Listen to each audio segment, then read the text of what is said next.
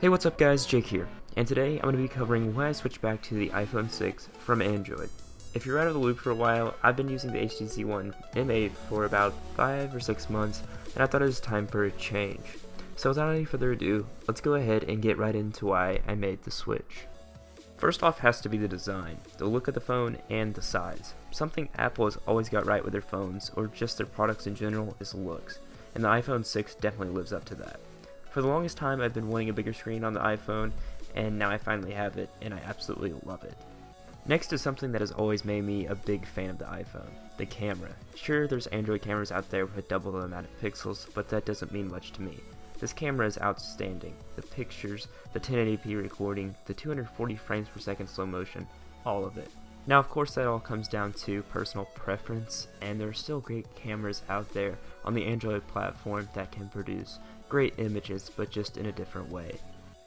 This one is small, but it makes a huge difference, and it's iMessage. Well, basically all the new features in the messaging app. I've had to use Hangouts for a while, and it was great, all up until the latest update, but iMessage is more convenient for me, as most people I text have iPhones.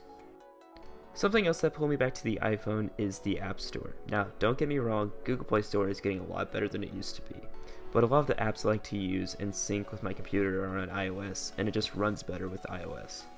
So it just makes it a lot easier for me overall. Now this last one is pretty bold, and it's actually iOS 8 in general. I talked about it a bit in my first impressions, and it's actually coming together nicely. Apart from the annoying bugs, it's really headed in the right direction. Yes, they'll use some features that Android has had for a while, but did you expect iOS to stay the same forever? I mean, no. Same goes for Android. It's not a big deal, and it's just improving each operating system more. The new features of iOS such as Handoff and Apple Pay are killer, and I can't wait to use them more once they are fully available. So that pretty much sums why I have switched back over to the iOS platform. It's just more practical for me.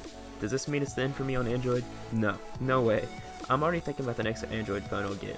If you're considering the iPhone 6, I say go for it. It's a great phone that has amazing improvements over the last one.